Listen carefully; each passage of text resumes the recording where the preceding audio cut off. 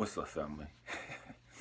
Hey, so I was asked to make a video by a dear friend of mine yesterday about connection. And actually, I did make a video, but it took forever to get it uploaded. And I just got to the point like, okay, for some reason, this is not the video I'm supposed to upload talking about connection. So I deleted it. Woke up this morning about 2 o'clock and I was thinking about my queen. I was thinking about some stuff and transition into this video that I'm about to make. Okay, talking about connection. Stay with me. I'm gonna tell you guys a couple stories and tie it all together. So bear with me. My younger kids, my three younger kids, their mom and I. it was a different marriage, put it that way. And for whatever reason, I never felt. I mean, after we were married, everything was good. Um, but after a while, I didn't feel connected to her, and I couldn't understand that, and it used to just eat me up. Why there was this great disconnect between us, and I mean, I would be laying in the bed with her, and yet I felt like the loneliest person in the world. I don't know if any of you guys have ever experienced that, where you're just laying in bed, physically touching somebody, or somebody's physically touching you because they're laying right next to you, and yet you feel like you're on an island all by yourself. Talking about connection. And this is not to throw shade, this is not to put anybody down. That's not the intent of this video. And yet, I'm still going to tell the truth in hopes that it helps somebody. And so, it got to the point where, I mean, we were both working. She worked 12-hour shifts. I worked 8-hour shifts. She worked like 3 days, 4 days a week. She was a registered nurse. And I worked 5 days a week, Monday through Friday. And I would get up early in the morning. For some reason, I've always gotten up 3 o'clock in the morning, 2 or 3 o'clock in the morning. I would get up 2 o'clock in the morning, hit the gym. I was a lot bigger. I was like 235. No, I was about 240 at this time, just yoked. And she used to swear I was going to hook up with somebody. It's like, come on now, look at me. You see what I'm doing, And so it was just stupid. But I would go to the gym first thing in the morning. Nobody was there really. Everybody in the house was asleep. And I'd come back, shower, get ready for work, and head off to work. Get off work, come home. And because I got off work before she did, I would always make sure that first thing the kids did when they got home was like, hey, you know what? Get on that homework. You know what I mean? And again, nobody was there for me growing up. So I didn't have any structure. I just ran amok. You know what I mean? We just did what we wanted to till my aunt got home, which was like a lot later. So there was no structure. There was no nothing growing up for me. So I wanted to make sure my kids always had that, get on that homework. After you do your homework, all right, cool. Now you're going to sit down and read this book for an hour. And by that time I'm cooking dinner. After dinner, we all sat at the table and we ate together, because that's what you're supposed to do. Me, that's what we're supposed to do. And so we sit there and laughing and talking, just me and the kids, laughing, talking, just acting the fool, just telling stupid stories and just that bond. We had that connection. We had that bond that it was nice. And after that, okay, hit your showers.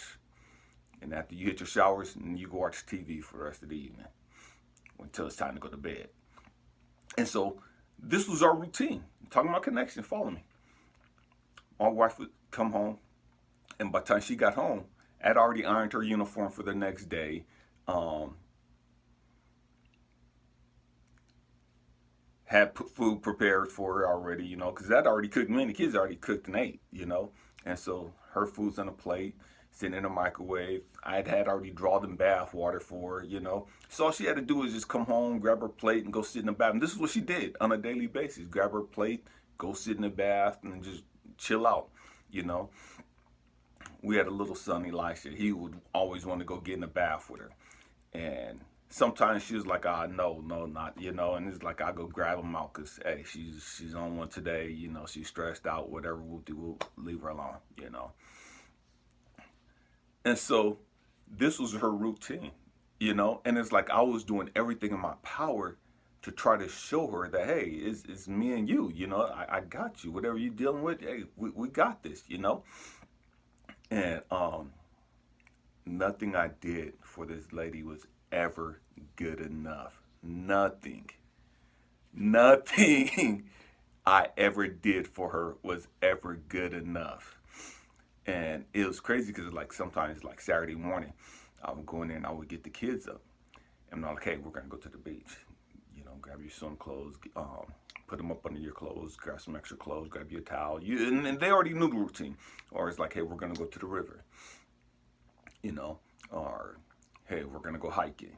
Whatever the case may be, and the first thing out their mouth, every single time, is mom going, no. So shh. Yes, they would get all excited and stuff, It's like, you guys are stupid, But they would be happy, and it didn't dawn on me at the time was she was a buzzkill. And again, no disrespect. I'm not trying to put anybody down or anything of that nature. She was a buzzkill. We would go to the gym, and I would take them to the gym with me sometimes on Saturdays. And they loved it because they knew the routine. We're going to go to the gym. Dad's going to put us in a daycare. He's going to go work out. After he work out, we're getting ready to get some licorice, some red vines, and we're getting ready to go to the pool, and we're going to have fun. And it's like, we'd be in the pool, and it was like a covered indoor pool. And I would, squat down in the water, and I'd hold them I had their feet on my hands, and I'd squat down, and I'd lunge up and just throw them up in the air and let them fly and come falling in the water. And this was like fun for me because I'm laughing at them hit the water. And they're laughing because of the excitement of getting thrown in the air, right? And so this is some of the stupid stuff that we would do, talking about connection. And sometimes when my wife at the time was there, she would get mad. And she'd be like, no. You could do that with your kids, but you can't do that with my kids. You ain't killing my kids. We'll do just all crazy, just stupid stuff, right? And it's like she didn't swim. She didn't want to get in the water. She wasn't trying to mess up her hair. And it was like, she wasn't really playing with the kids. I'm in the water playing with the kids, but she trying to dictate how I play with the kids. It's like, no, we leaving you at home next time. You can't come with us. You on timeout. You on restriction. You stuck at home. And it was like that everywhere we went. And one of the last times we went to, I'm talking about connection, follow me. Last time we went to the beach, we went to Pismo Beach, which is about 3 hours from us. And the 3 older kids were in the water. And, everybody already knew. Get up, get you some clothes, get you some towels, some clothes, some extra clothes. Grab you a jacket because it gets kind of chilly there at night, And let's go. She heard us. She woke up. She wanted to go. And so she was pregnant with my youngest son, Malik. And so the 3 older kids out there running in the water, just having a blast, right? And so I'm standing there. Mind you, I'm a certified rescue scuba diver. I'm an exceptional swimmer. I've taught the kids how to swim, okay? They're great swimmers. We're out the water at the beach. And they're not that far out. And I'm just standing there because I'm standing back with her, talking to her. I'm not out in the water playing because that's what I normally do because she want to be there. It's like, oh, I got to keep her company. So I can't have fun with you guys right now. I'm on timeout, and that was just my mentality with them, right? And so our youngest, our son at the time, he wasn't our youngest, but the baby at the time was Elisha. And he was about 3 or 4 years old. And he wanted to go out there with the kids, right, with his big siblings. And it's like, go ahead, man, have fun. And so they're watching them, they're all laughing. And she's standing there on the water, but just where the water's coming up to her feet, And she's yelling and just, you guys, just, it's like, oh, it was so embarrassing. It was so dramatic. And just let the kids have fun. Relax. Chill out. She wasn't trying to hear that. And you guys know this, you've been to the beach. The water comes in and goes out. And it'll pull the sand out. And she wasn't mindful of that. And it pulled the sand out from under her feet. And she fell and rolled into the water. It was the funniest thing. And I know I probably shouldn't have laughed because she was pregnant. Man, I was dying. The kids was busting up laughing. People were walking by and women were like, oh, and they're laughing, but they're like trying to cover their mouth so you can see them laugh. And I was like, you can laugh, it's funny, you know? And so I'm trying to help her up. And she's livid. But everybody's laughing, so she's not gonna act a fool in front of everybody, right? And so she trying to play it cool and stuff, right? She ain't got no change of clothes, nothing, right? And she's pissed. This is like the last time she go to the beach with us. Connection. What does that got to do with connection? When she left in 2004. And right after she left, she hooked back up with her oldest daughter, my daughter, Rayon, with her biological father. You caught that, right? My daughter, but her biological father. She hooked back up with him. Brought him out from Mississippi to California. And so when I first saw him, man, first thing went through my mind is, man, should I kick this fool in his throat?